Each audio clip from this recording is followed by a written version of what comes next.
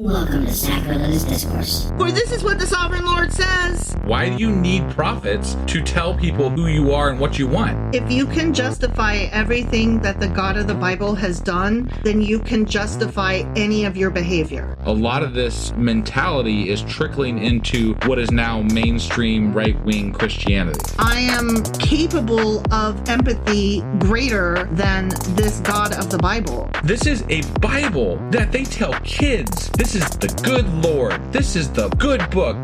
He is fantasizing about murder, mass murder. Head over to sacrilegiousdiscourse.com right now to find out how to leave us a review or support us on Patreon.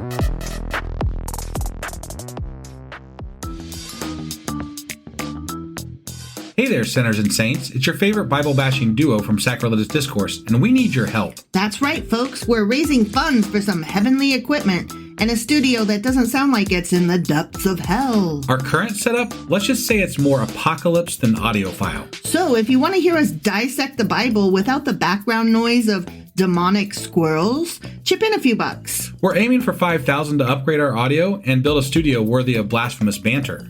Donate today and help us spread the good word of atheism. You can find a link right on our homepage, sacrilegiousdiscourse.com. Every dollar counts. Even if it's from your collection plate.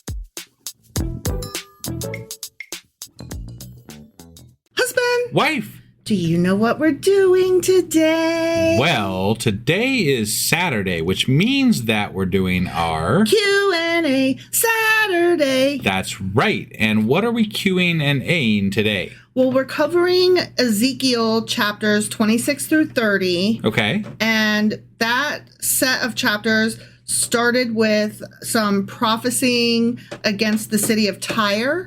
Right. So I thought we would talk a little bit about that city. Okay. And I think that you're correct me if I'm wrong, but I think your information was a little bit of an overload this week with regard to things that we need to delve into. Yes. So I think, and again, correct me if I'm wrong, but I think that next week we're probably going to get into a little bit of the Egypt side of this as well. Yes. And hopefully we won't continue to overload ourselves as we keep going along here. Right. But we will get to Egypt. Yes. So bear with us. But right now it's all about Tyre. Yeah. Before we get into today's episode, I want to mention to everybody, one way you guys can help us out. Well, there's two ways. Patreon, obviously. There's a link on our website. Head over there. Help us get to our goal. But the other way doesn't require any extra money for you to spend. You can go to sacrilegiousdiscourse.com/shop, and it'll take you to a page where you can go to Amazon, and it'll give us a little kickback from what you spend there. Definitely help us out that way, and then that gets us to our Q&A for today. Are you ready, wife? I am. All right, let's do this. Okie dokie.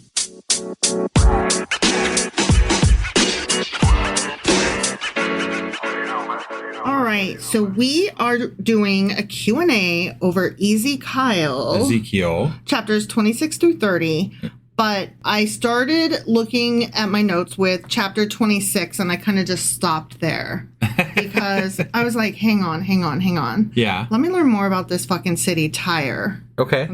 I mean, it So- was described very intricately. And, Yes. And there was a lot to what that city was about as far as a trade hub and everything like that. Yeah. So I thought that would be a fun place to start because that is where we started. Yeah. The prophecy begins in chapter 26 and then ends in chapter 28. And it's a declaration of the judgments of God against Tyre by Ezekiel. And Tyre was a very famous Phoenician commercial city on the Mediterranean coast north of Israel in modern day Lebanon. So it does still exist today. Okay. And that's kind of why I was like, wait, hang on. Right. Because wasn't it supposed to not? I mean, There's a what they question. mean by completely destroy is very debatable in the Bible. Yeah, I was going to get to that. Like, we've got some apologist stuff coming ahead. Oh, I'm sure. It was a major seaport, which we covered during the week, and it was taken by Nebuchadnezzar after an arduous siege of 13 years. And wow, a 13-year siege. Yeah. Wow. Yeah. So, and there's a reason for that, which I'll get into the geography in a bit. It's just funny how that got glossed over in the Bible. Yeah. Because, they want to make God seem very powerful. So God right? So it didn't take 13 years, obviously. No, God just took Tyre. Came in and did it. Right. But So Tyre is currently a city in Lebanon, one of the oldest continuously inhabited cities in the world. Okay. Though in medieval times, for some centuries, it was occupied by just a very small population. Probably after the Nebuchadnezzar. Medieval times, I'm saying. Oh, okay, Yeah. okay. So, I gotcha. Yeah. It's passed through many hands, and it has, kind of come and gone over the years, which apologists love to point to. Right, Yeah. right. The city became a prominent Phoenician city-state between the 9th and 6th centuries BCE. Okay. Okay. Yeah. And it was one of the earliest Phoenician metropolises and the legendary birthplace of Europa. And I'm like, what's Europa again now? Besides, isn't that a moon of one of the planets? Right. I don't know. I don't even remember which planet it's a moon It of. would almost have to be Jupiter or something, right? I honestly, I don't remember. Well, we name our planets and stuff and their moons after Greek mythological creatures, Greek and Roman gods. Sure. In Greek mythology, Europa was a Phoenician princess from Tyre and the mother of King Minos of Crete. One Greek myth discusses her abduction by Zeus in the form of a bull. Okay. I don't know if you recall hearing that story ever. It's kind of gross. I'm a little rusty on my Greek and Roman mythologies. Well, he's a bull, and he kidnaps and rapes her as a bull. Got it. Because we love us some sex with animals. Europa's earliest literary reference is in the Iliad. Okay. So there's that, and it is that story is commonly dated to the 8th century BCE. Yeah. And the continent of Europe is named after her.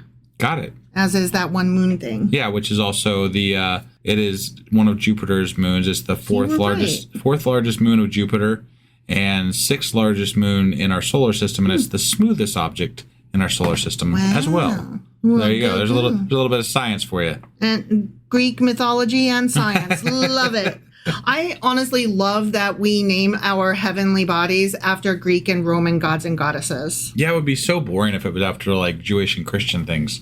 Yeah. Right? I'd be like, no, I don't. What? That's the moon Samuel. And there goes Jesus shooting across the sky again. Yeah, interesting. Right. So the city of Tyre has many ancient sites, including the Tyre Hippodrome. Okay. It has been noted that one can call Tyre a city of ruins built out of ruins. Okay. Because it kind of... It has been destroyed multiple times. Yeah, but never... Completely. Never has it been unpopulated. Got it. So right. There's that. Yeah. Today, Tyre is the 4th largest city in Lebanon after Beirut, Tripoli, and Sidon. Okay. Yeah. There were approximately 200,000 inhabitants in the Tyre urban area in 2016. Okay. So not a lot, comparatively speaking, but decently big city. Right. This includes many refugees, as the city hosts 3 of the 12 Palestinian refugee camps in Lebanon. Oh, okay. All right. And this information was not up to date with what's happening now. Oh, okay. So it may be even more. Right. Yeah. I didn't really want to get into that. That would be another rabbit hole. Yeah. So, no, I hear you. And honestly, I don't know that would help with what we're trying to learn about today. Sure. So Tyre originally consisted of 2 distinct urban centers, which we kind of knew from having talked about it before. It was on an island and then also on the land proper. Got it. Okay. And that geography is part of why it took 13 years. Oh. Yeah. Okay. This is so cool. Okay, Tyre itself, which was on an island just 500 to 700 meters offshore, and the associated settlement of Ushu on the adjacent mainland, later called Paletyris, meaning Old Tyre in ancient Greek. Okay.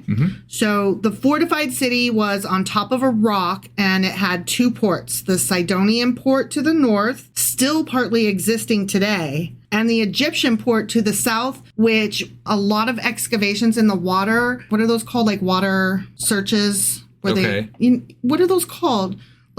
where people go and they go under the water to like look for pieces of expedition. Yeah. Okay. I think that's what it is. That's what I would call it, okay. I think. But just real quick though, you'd referred to them, they had built, like, the city sits on a rock, you said? Mm-hmm. So it's interesting because when we were reading through and God was talking about destroying Tyre, he was talking about smoothing or clearing the rocks or something like that, which is an interesting... So it was truly referencing the physicality of the city. Which exactly. That is very cool. That is, and it gets cooler. Yeah. Okay. So, some recent expeditions, like I'm talking within the last decade, have found some ruins in the water that we think might be the Egyptian side port. Oh, wow. Yeah. Yeah. There is at the very least evidence that it is some kind of mass that was built containing those kind of structures. So it's very probable, but it has not been identified fully 100%. Sure. But we're pretty sure that's it, though. Which is just so cool to me. Yeah. Like, how fucking old is that, right? Right. And then it also makes me start thinking about, the lost city of Atlantis and that kind of thing, and how, it probably fell into the water if it existed and that kind of thing. So, okay. Sorry, that's totally unrelated. All right. So, blah, blah, blah, on a rock and still exists. Yeah. Part of it.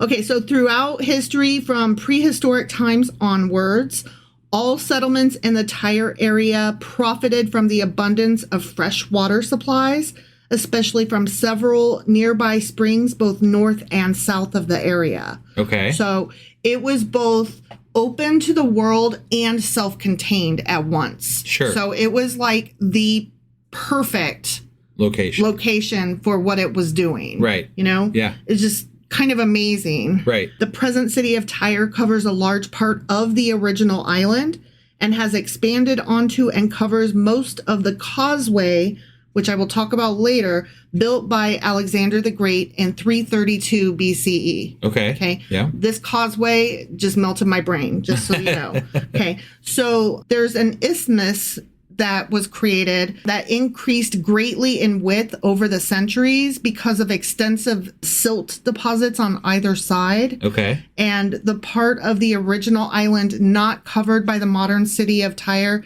is mostly of an archaeological site showcasing remains of the city from ancient times. Okay. So there have been attempts over the years to try to maintain the historicity, to showcase it. And to, I think current day, they're trying to maybe turn it into like a tourist site so that they can get more funding to make it even more historically accurate. Got it. So very cool stuff. Yeah. Though it has suffered a number of devastating earthquakes over the millennia, the threat level is considered to be low in most places and moderate in a few others. And the reason I mention that is because it's on a fault.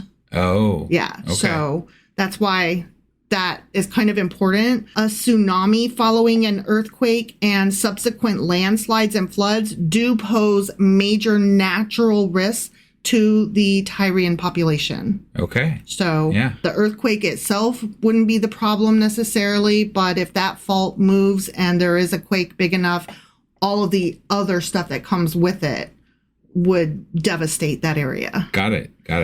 Vast reserves of natural gas are estimated to lie beneath Lebanese waters, much of it off Tyre's coast. Okay. But exploitation of that has been delayed by border disputes with Israel. Yeah, sure. Yeah. That makes sense. Yeah, bring it around, right? Right. Early names of Tyre include the Akkadian Suru, the Phoenician Sur, and the Hebrew Sor. And what those names all have in common, besides kind of sounding the same, they come from the same root, which means rock. Okay. So that's kind of cool. Yeah. In Semitic languages, as I said, the name of the city means rock, after the rocky formation on which the town was originally built. Okay. It went under Persian rule in 572 BCE before being conquered by Alexander the Great in 332 BCE. So when God said that it would be conquered by many nations. Many nations would come against it. Right. That actually is a thing that came to pass. Sure. So. But again, and we talk about this when we've been reading through these prophecies, is that these things that were happening aren't happening in a void. Right. Right. They're happening. They're being telegraphed. Like these armies that are conquering. It took them 11 or 12 years or whatever to conquer 13 to conquer Tyre, right? And they've run into many, like even Jerusalem took many years to fully conquer. So I'm just pointing out that this was written at one point, probably not by Ezekiel, but still well before. It probably was not written before Babylon took over, Nebuchadnezzar, right? I mean, we don't really believe in that stuff. So I'm pretty sure it was written after that. Yeah. But then we get into Persian rule in 572. And then a couple hundred years later, Alexander the Great in 332 BCE. Yeah. So I'm just saying that's interesting. It has passed hands. Nations did come against it. Right. And at one point, one of the prophecies also, and please do not take my enthusiasm to mean that I believe in these prophecies. I just think it's fun the way I think a fucking tarot card reading is fun, even though I don't believe in it. That's what I was saying, though, is that like these people that were conquering these nations and these cities and everything, they're telegraphing their movements. These people, even if they did say that these things were going to happen before they happened, somebody was able to say, look, they're going to be here any day. Right. And they're going to start trying to attack these people and those people, and this is all going to go down. Yeah. And it's not hard to see that, look, there's like 3 or 4 different warring nations like heading to this area. Right. Some fucked up shit's going to go down. Yeah. It's not good times. Right. Yeah. I don't think that that's real hard to fucking telegraph. You're right. Right there in front of you. You are totally right. Again, I'm just putting it out there as an enthusiastic, that's cool. There is some validity to some of the claims, whether or not they were written, it doesn't matter when they were written, they are still a valid statement. Yes, I think that's what I mean to say is I can see why a believer would read this and be like, oh, wow, that's magic. That happened. Right. And, I couldn't really, besides saying, yeah, magic doesn't exist. That's silly. Like, besides that, I can't really argue with them because, well, yeah, stuff did kind of happen, but right. But you can argue other points, like they also prophesy the destruction and scattering of Egypt for 40 years, which didn't ever happen. Right. And we'll be getting into that next week. Sure. But I mean, there are definitely things that are right and some things are wrong. And, I feel like it's all a matter of who decided to put what into the fucking book. Oh, yeah, totally. And it is what it is, so. So let's talk about that causeway. Okay. So the development of Tyre was profoundly affected by the construction of a causeway built by Alexander the Great in 332 BCE to seize the city. Okay. So here's what was happening. On the island itself, right, it's built on rock. Sure. Okay? Yeah. And then the city on the land was actually kind of soft ground, like a lot of silt and stuff. Okay. So it was people approaching it, either part of it had a lot of trouble reaching it. Sure. So Alexander the Great was like, fuck this shit. Like he kept trying to take them and could not get there.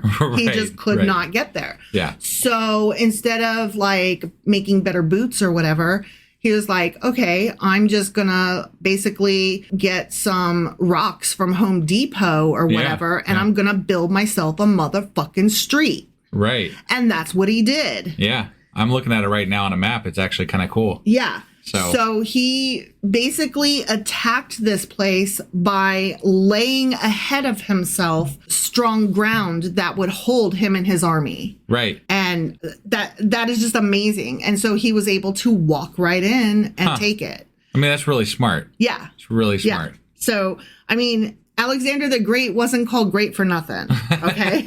I'm just saying he had a lot going for him, this guy. Right. Yeah. So the Syriac and Akkadian languages left a linguistic mark on the Arabic spoken in the region of Tyre at that time. Okay. Most notably with the widely used term Baali.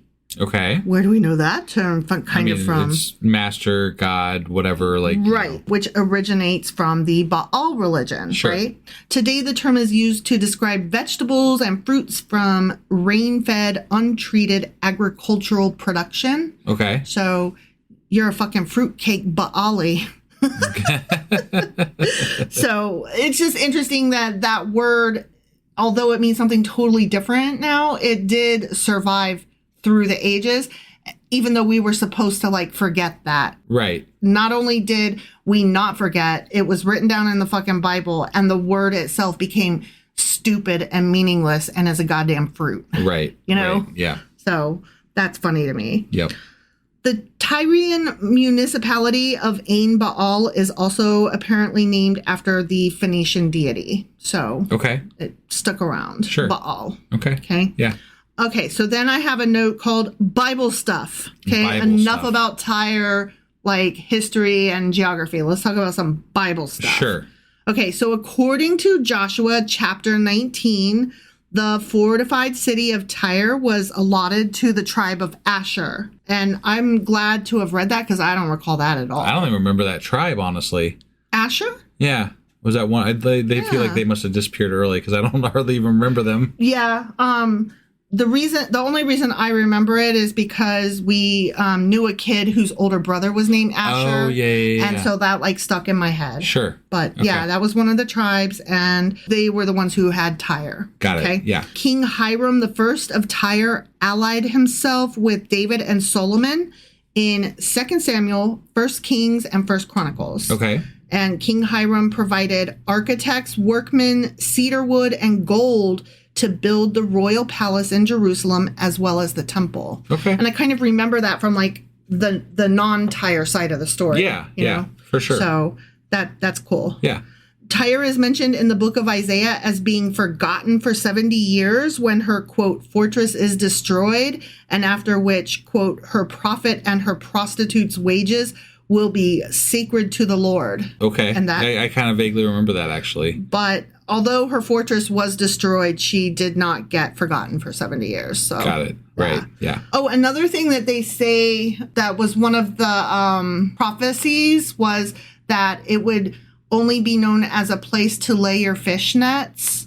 And for a few centuries, it was nothing but a little fishing village. Got it. Okay. Yeah. And that's into the ADs. Okay. So, all right. Well, after. So it did come down in stature quite a bit. Oh, yeah. So. And I'll just go ahead and get into that a little bit now. Apologists say, the prophecy said it would never be rebuilt. And I'm going to totally read God's mind and tell you what he meant by that was rebuilt to its previous glory.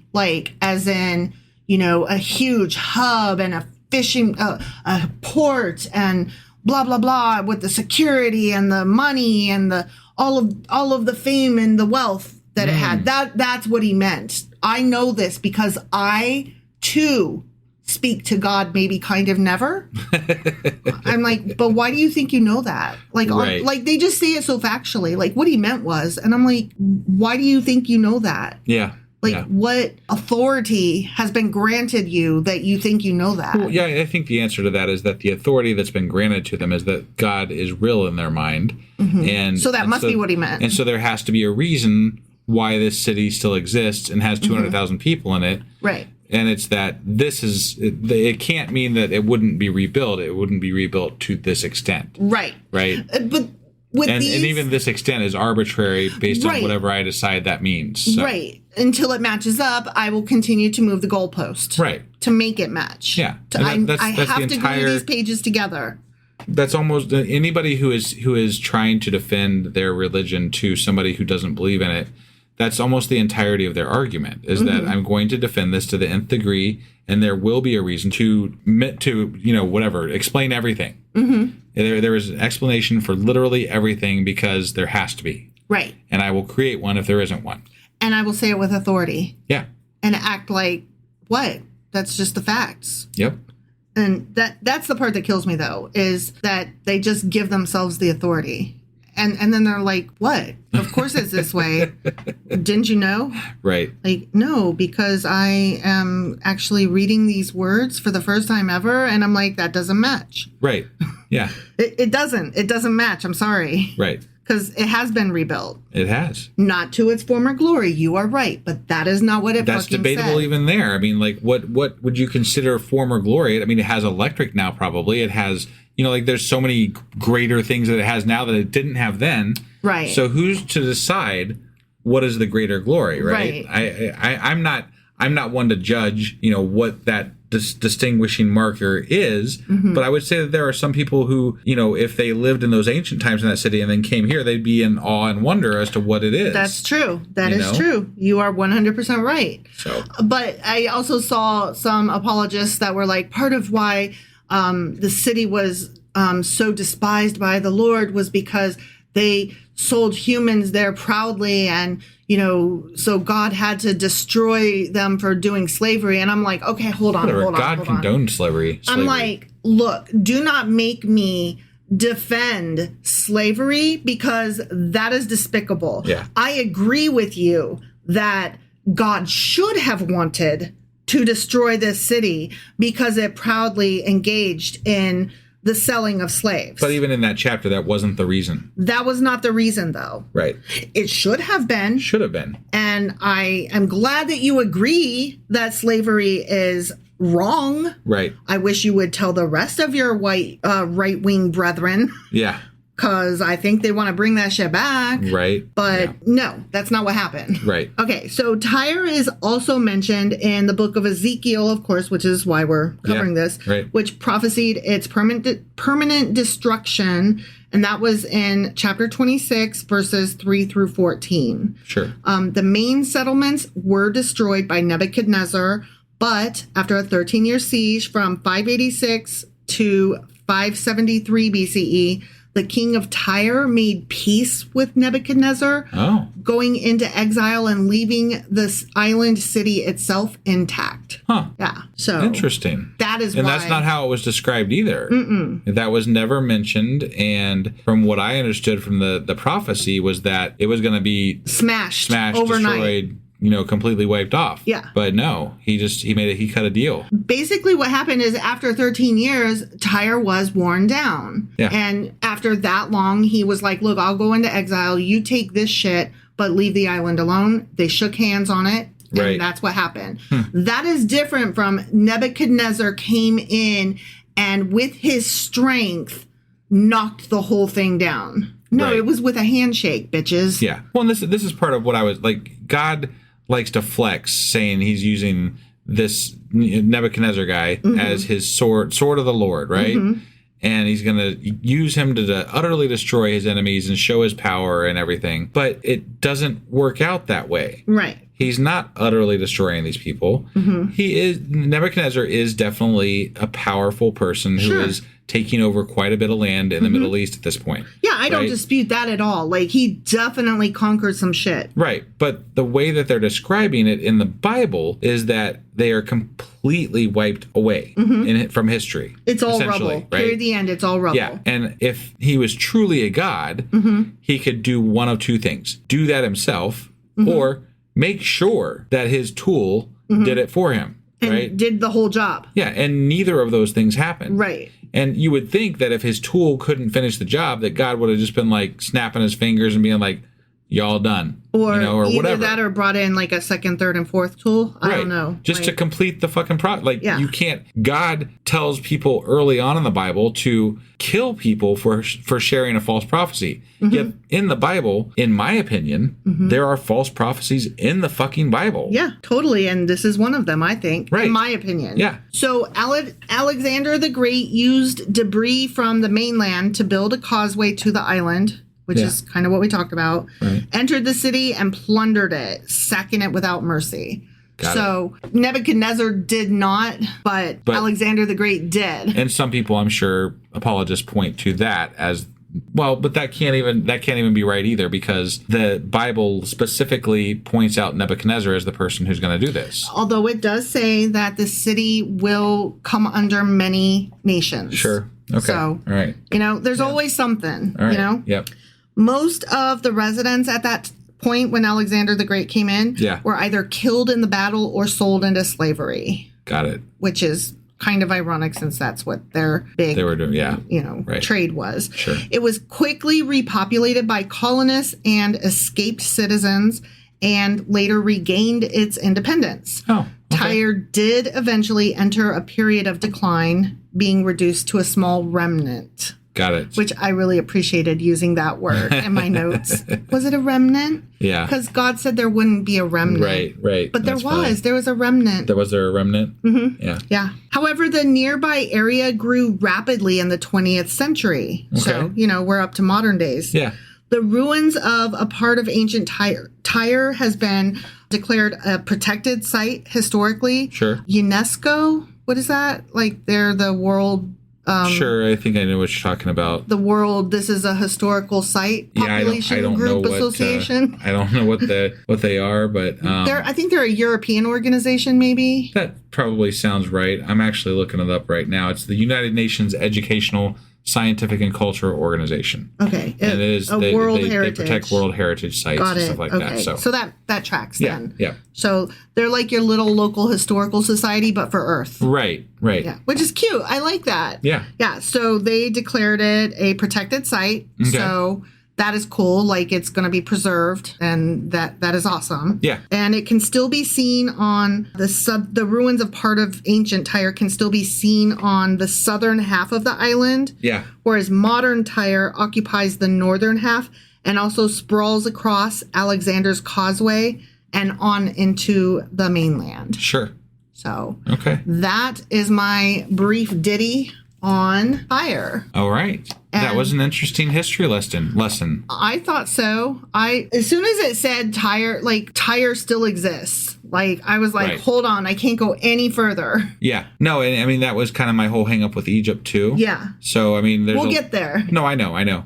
I feel like Egypt might be even more of a conundrum for the Bible as opposed more so than even Tyre. Yeah. Because Tyre eventually did fall to Alexander the Great, and like there was some, you can be more apologetic for some of the things that happened to Tyre, right? It definitely apologists can make a case. Right. I'm not saying I agree with their case, but a case can be made. Sure. So it is what it is. I mean, you and I, from our perspective, don't believe any of the bullshit that the Bible has pitched into us. Like it is completely, and there's no backing to any of it. Right. It's all politics. And it is based on some actual events that have happened, but how those things are inserted into the Bible is in a very God-centric and very nationalistic sense. Like it's very centered around this Israelite tribe and how they perceive the world at that time. Yeah. So it's not very fair to actual history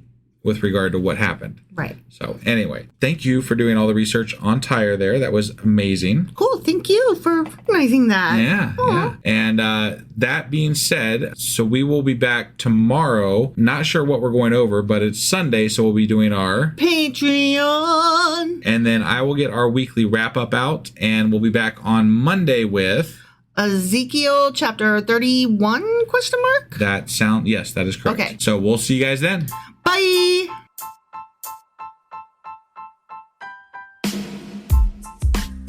Hey, wife, I guess that's the end? But husband, that's just sad. It doesn't have to be. We are on lots of social media platforms like Twitter.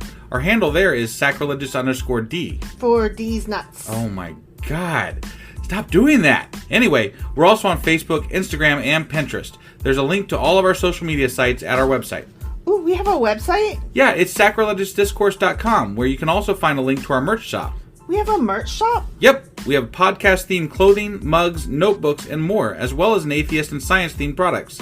Wow, our fans should really go check that out right now. Definitely. They can get in touch with us by sending an email to sacrilegiousdiscourse@gmail.com. But before they do that, we could really use some help. Oh yeah? With what? Well, it's not free running the podcast, and we need some financial support in order to get better equipment, which will free up time so we can concentrate on our podcast and our fans. Okay, so what should they do? Head over to patreon.com/sacrilegiousdiscourse and sign up as a contributor on our podcast. Supporters there receive additional bi-weekly episodes that we record just for our Patreon members for as little as $2 a month. Also, we'd really appreciate it if you would like and subscribe on whatever platform you're using. And Apple Podcast reviews help us out tremendously. Like and subscribe, leave an Apple review, join us on Twitter, support us on Patreon. That's a lot of instructions. Don't forget to say thanks. Thanks. Okay, bye.